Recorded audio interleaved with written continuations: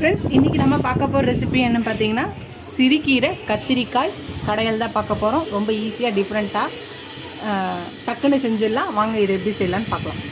ஒரு ஹெல்தியான கீரை கடையல்.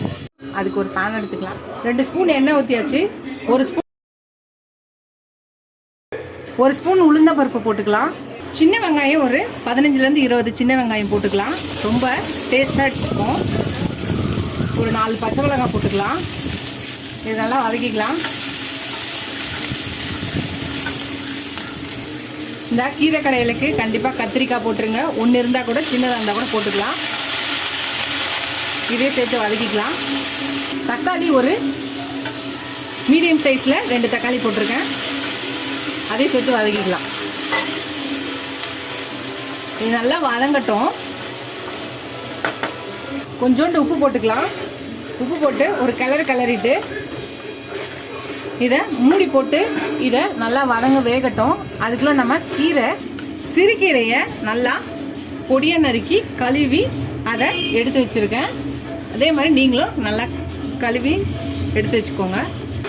கீரைனாலே ரொம்ப ஹெல்த்தி. கத்திரிக்காயும் அதே மாதிரி ஹெல்த்தி தான். நம்ம கிட்னிக்கு ரொம்ப நல்லது. ஸோ ரெண்டு ஹெல்த்தியான ரெசிபியை நம்ம ஒரே ரெசிபியில் போடுறோம். கத்திரிக்காயோட ஃப்ளேவரும் டேஸ்ட்டும் கீரையோடு சேரும்போது இன்னும் டிஃப்ரெண்ட்டாக இருக்கும்.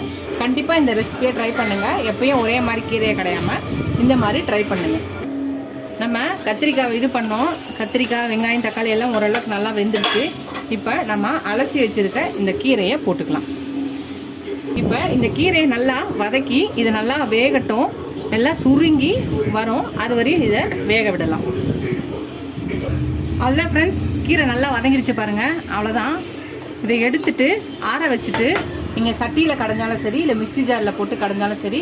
மிக்சி ஜாரில் போட்டிங்கன்னா 2 பல்ஸில் போட்டு எடுத்துடலாம்.